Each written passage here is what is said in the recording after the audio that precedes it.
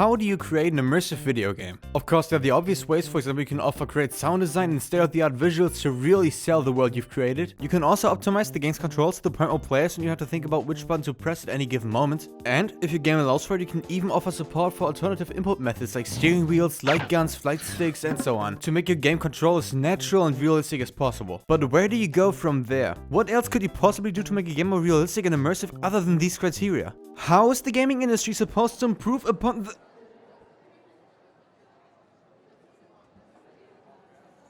Huh.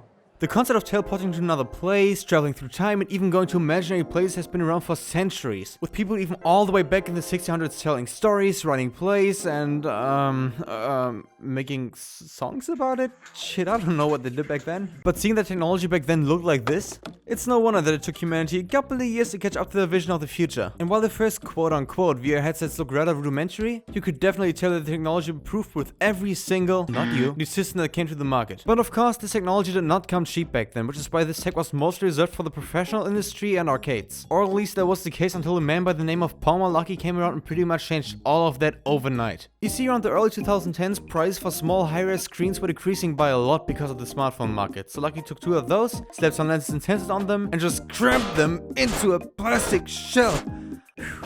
That easy. And after a successful crowdfunding campaign, Oculus VR LLC was born in 2012, and while the promised Oculus Rift headset was still far away, they did start shipping their DK1 headset in early 2013, which was also the first system that got my attention, mainly because a lot of YouTubers started to play games on it back then.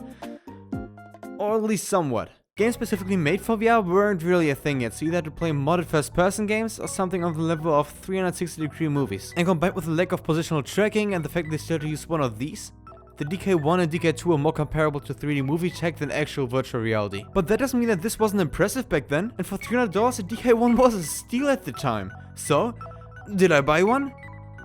Are you kidding me? I couldn't even afford a Wii U back then.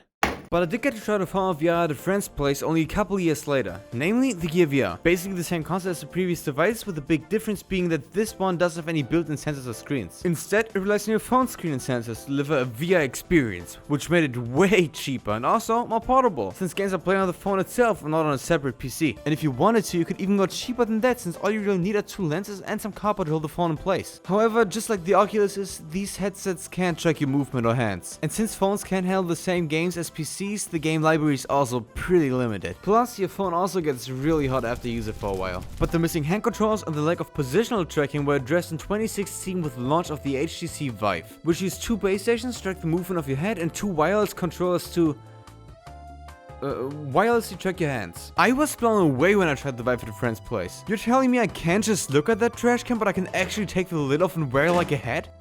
This is fucking incredible! These 6 degrees of freedom are amazing in VR. They make everything that came before look less like a VR headset and more like a 3D screen. However, looking at the entry price of VR back then still made me feel nauseous. And considering that I didn't even have a powerful enough PC back then, I sadly also had to skip that generation. But all of that changed with the next generation of VR, with Valve launching their Valve Index headset and Oculus launching their Quest 1, and more importantly their Quest 2 headset. Well, the Index is definitely the cream of the crop in the VR industry right now, with high resolution displays, controls that can track your fingers, and a price tag high enough too.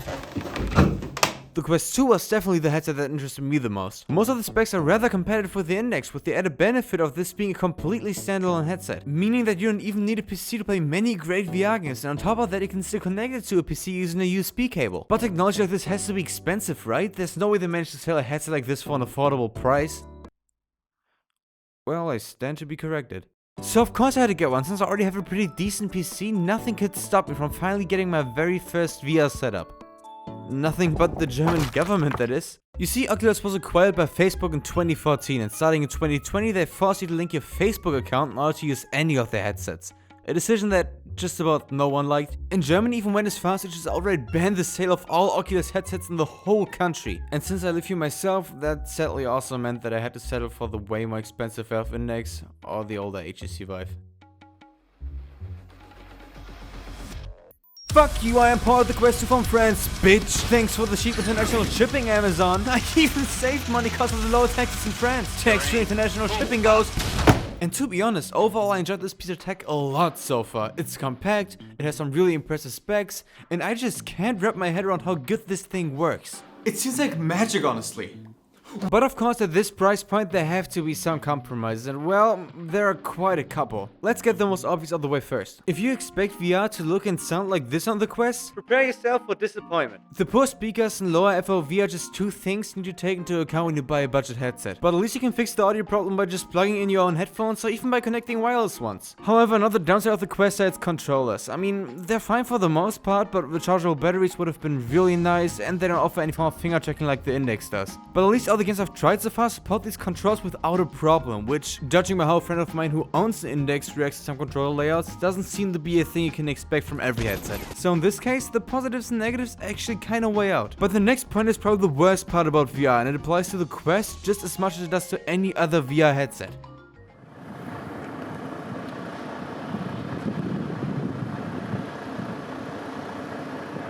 Where the fuck? You move around a fuck ton in VR. I mean, I have a pretty big play area, but even for me, it feels like I have barely enough room for most VR games. Which, in addition to the fact that you can't see the real bro wearing a headset, leads you running into, knocking over, and punching a lot of stuff. Luckily, you can avoid all this mainly by just setting up a Guardian, which is basically a virtual fence that tells you where your play space ends. But there's another problem that you can't fix quite as easily. Namely, this fucking cable. The Oculus Quest 2 uses a simple USB-C cable to connect to a PC, which is really handy. In theory. I mean, yeah, it's easier to set up. That sentence was over a long time ago. Normally, headsets use two cables to connect to a PC, one for power and one for uncompressed video, but with a USB connection, you get neither completely. The video quality, for example, gets noticeably compressed compared to other headsets, and the power delivery isn't even enough to power the headset all by itself, which is why the Quest can still run out of battery even when it's connected to a computer. And all of that is on top of the vast amount of negative points you have with wired headsets to begin with.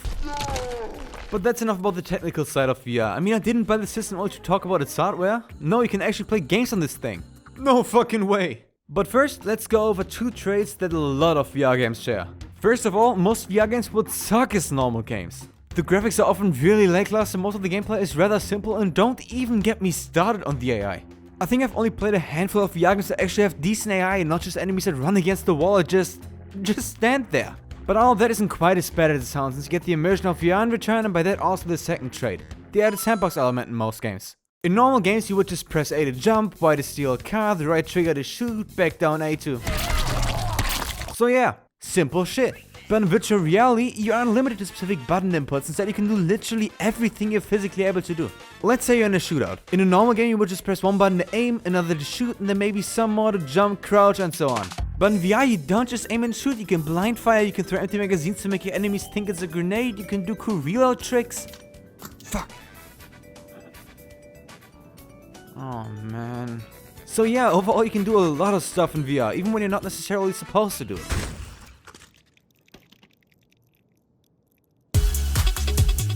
And since we're already talking about first-person shooters, let's just cover the whole genre. The shooter genre is probably the biggest one in the VR market right now, and if you don't believe me, check your favorite VR game. I'm sure there are at least some guns in there. But because of that, it's also by far the most inconsistent one from a quality standpoint. Arizona Sunshine, for example, is a zombie shooter that came out all the way back in 2016, and while it might have been rather impressive back then, it definitely feels pretty dated and unpolished nowadays. Shit, the door's locked. How am I supposed to get in there now? But as always, where there's shit, there's also, sometimes, occasionally, some decent stuff down there. Namely, Pavlov VR and Onward. Two games that might look rather similar at first glance, but are actually quite different from one another. Pavlov is an arcade multiplayer shooter, while it offers some co-op modes, Versus is really where this game shines. You really have quite a couple of modes to choose from and a lot of weapons, which all have distinct sounds, looks, and stats. But I haven't even gotten to the best part yet. This game has a massive modding community. You can download pretty much everything, from custom maps and game mods, I don't remember a Wii Sport result like this, to whole new guns and vehicles. Whoa! Whoa! All of that comes together to not only make this one of the best VR shooters, but one of the best multiplayer experiences I had on my Oculus so far. This town ain't big enough for both of us, cowpoke. Onward, on the other hand, is pretty much the polar opposite of Pavlov. The game is much slower, guns have stronger spray, and the time to kill feels near instant. What the fuck was that? And because of that, the versus mode also feels a lot less balanced than in Pavlov. But unlike Pavlov, this game actually offers a really fun co-op mode, in which you and your friends have to infiltrate an area and eliminate all the enemies. And I have to say, there really is just something exciting about tactically sneaking into your enemy space with your squad, scouting the area with drones, communicating with your team using the walkie-talkie, and then when the plan inevitably goes south, oh fuck, having to fight your way out of there by any means necessary. But remember how I mentioned earlier that most VR games wouldn't be as much fun in 2D? Well, sadly this game is a prime example for that, because the AI really sucks. As soon as you alert even one of them, they all know exactly where you are for the rest of the round. They tend to sneak up on you in huge groups without making any noise, and if you're unlucky, an army of them might just spawn right next to you when you start a round. But even though this game might not be perfect, at least for the time being, it's still one of the best co-op shooters in VR. And if you don't set the expectations too high, there's still quite a lot of fun to be had here. But of course, I didn't just buy my headset for shooters. In fact, I'd say that Pavlov was just about the only shooter that I was actually looking forward to in the beginning. Instead, what originally sold me on my quest were arcade games like Super Hard, Blade Sorcery, and Robo Recall, meaning games that are easy to pick up but have gameplay engaging enough to keep you coming back over and over to improve your high scores. And being easy to understand also makes them perfect for introducing new people to VR, which, seeing that showing people video games is pretty much my second favorite pastime, means a lot to me. However, some of you might have noticed that I left on one of the most famous VR arcade titles of all time. That one, of course, being Beat Saber. You probably already heard about this game at some point, whether that was because you're actually interested in the game yourself or because you've seen some kid on TikTok absolutely destroy a track in this game. VR and rhythm games feel like a match made in heaven, and when you add the great soundtrack, multiplayer, and great modding support, you're left with not just one of the best VR games, but also one of the best rhythm games of all time. But what if my friends can't come over and play these games locally? Well, luckily many of these games have pretty decent online modes. But what if my friends don't even own a VR headset to begin with? I mean, you can still stream the game for them. Watching people play VR is honestly still a lot of fun. But what if my friends don't even want to talk to me and block me on social media? Well, looks like it's time for you to find some new friends, and oh boy, do I have good news for you. One of the main things you can do in VR outside of playing games is meet with people, and platforms like Rec Room and Allspace make it really easy for you to do so. However, both of those are rather limited in terms of game modes and player models they offer. But that's what you have a little game by the name of VRChat for. While you also have developer-created content in this game, most of it is made by the community, and because of that you can do pretty much everything in VRChat. For example, you can play games like Murder Mystery and Laser Tag, you can drive cars, hang out with people, some stuff that I definitely have to censor, or just sleep in VR, which seems kinda odd to me, but hey, you do you. And on top of that, since you can add your own content to this game, you can even create your own personalized avatar. And a lot of people do that, mostly creating anime-styled characters, which there's nothing wrong with, of course. It's just that if you let me choose what I want to be resembled by, I'd much rather choose a big fucking robot than a small anime girl. But pause the video right there, we're already 12 minutes to this video and you haven't even talked about story-driven games yet? Virtual reality feels like a perfect match for that. Well, you know what they say, leave the best for last, and dude, you just spoiled the next topic for everyone! Let me get this out of the way, story-driven games in VR are amazing for multiple reasons. The biggest one probably being that this is just about the only genre that AAA developers dabble in the VR industry. Meaning the budgets for these games often far exceed the ones for indie games. And while that doesn't stop all developers from making mediocre games or releasing mediocre ports with minimal VR interaction, it can still lead to some of the best experiences in the gaming industry as a whole. And that's especially true for the last couple years, because we've just been getting hits after hits. One of the bigger ones being Boneworks. This game was basically hyped up to be Half-Life but in VR, and in most aspects, I'd say it is. The gameplay loop and sense of exploration feel almost like an actual Valve game, which nowadays seems almost impossible because they don't do those anymore. And even the physics are really impressive because they simulate your entire body. Meaning that if you pick up something heavy, it actually feels heavy. That objects have full collision with your body, and that you keep bouncing around because of the weight transfer when climbing.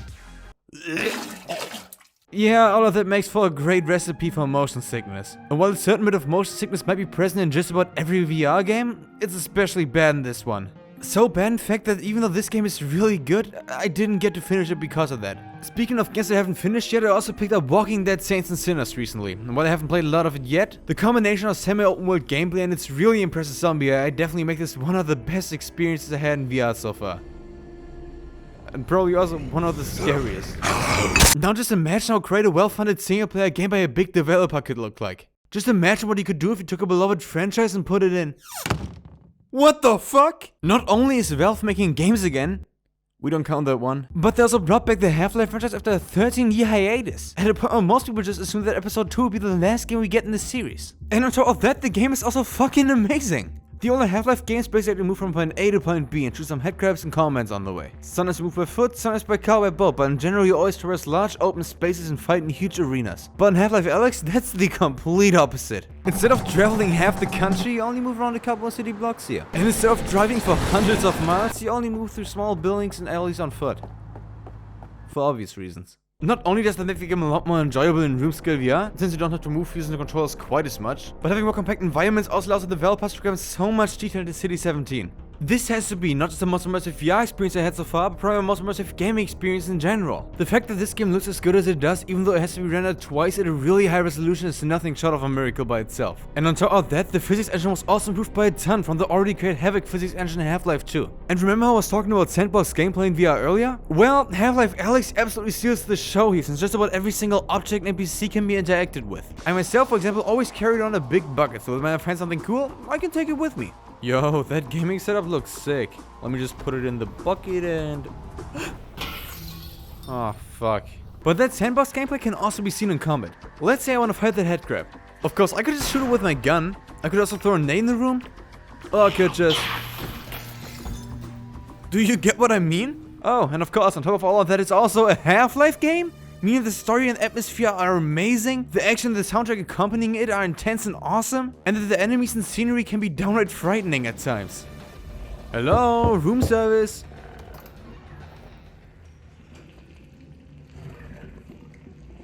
Never fucking mind then.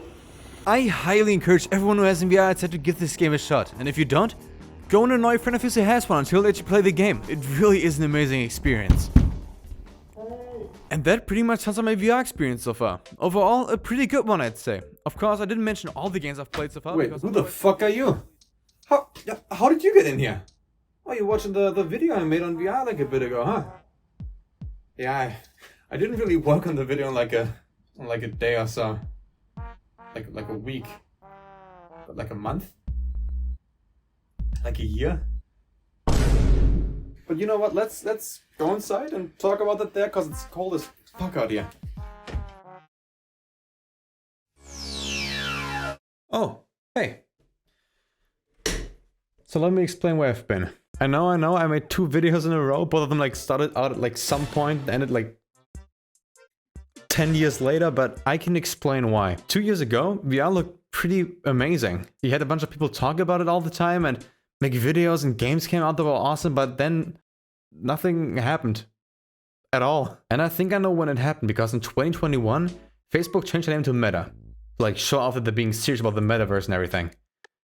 But they kind of just forgot to make games along the way. And with the lack of new games and new experiences to see in VR, I feel like my interest for the whole medium also just went down. And I feel like the same applies for most of the VR community as well. And that pretty much was the case for the last 2 years. Or at least until the fall of last year, because that's where we got some news.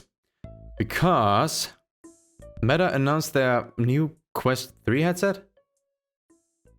Yeah, this really wasn't as special as it could have been. Don't get me wrong, it's still a great headset, but I feel like most Quest 2 owners were hoping for...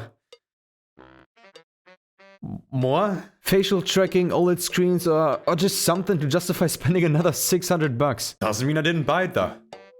Use a bitch. And I mean, overall, it's a really good headset. I'd say it even fixes a couple of problems that kept me from using VR more often. The new screens and lenses are way sharper than the ones on the Quest 2. The speakers sound a lot better. The whole thing is more comfortable. And now, you actually have full color pass-through, which turns this headset into like some pseudo AR glasses. Not good enough that I would wear them outside of gaming sessions and use them in my everyday life, but...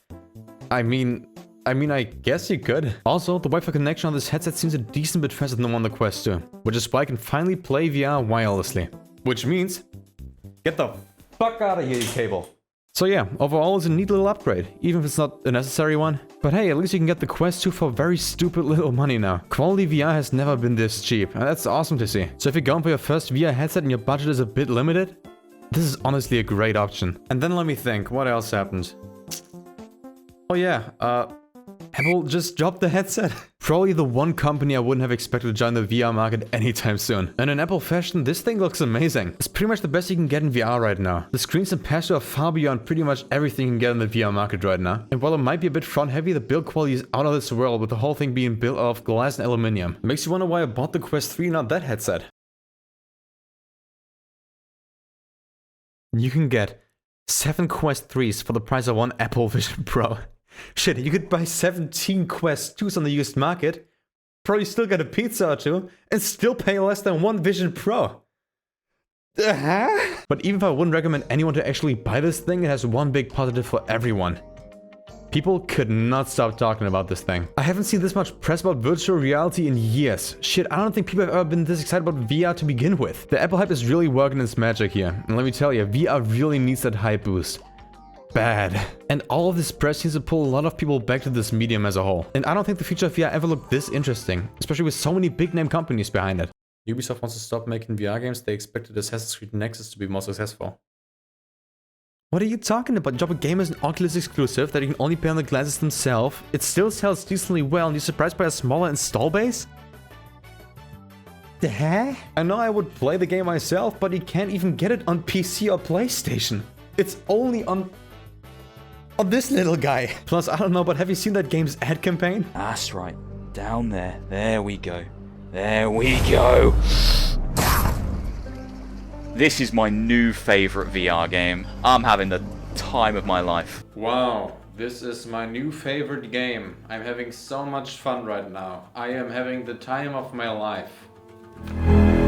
But even with Ubisoft gone, there are actually quite a couple of games to look forward to for once. You have Stride Fates, Into the Radius 2, Gunman Contracts, Hardshot, Metro Awakening. And on top of that, you also have the Unreal Engine VR mod by Pavlov that just lets you play 99% of all Unreal Engine games in VR. And it seems to work incredibly well. So yeah, by now there's really more than enough to play in VR. And I also finally got some of my friends into VR. So I will most likely replay a bunch of games with them as well. So yeah, VR is pretty exciting again. And I have the feeling that this year could be a really big one for the industry. And this pretty much sums up my VR experience so far. Overall, I had a ton of fun. And while most games mentioned in this video deserve a video on their own, I feel like I got most of it across pretty decently. I for myself would probably be playing a decent bit more VRChat in the future. While a lot of the community isn't really my cup of tea, hanging out with your friends and playing games really just is a great time. And it's also just a fun way of self-expression, especially if you have full body tracking, which by now you can get for HTC, Sony, if you want to sponsor me, call me. And who knows, maybe I'll revisit VR in a video down the line to see what changed. But for now, I'm gonna go and explore a few more virtual worlds. So for now, y'all have a good one.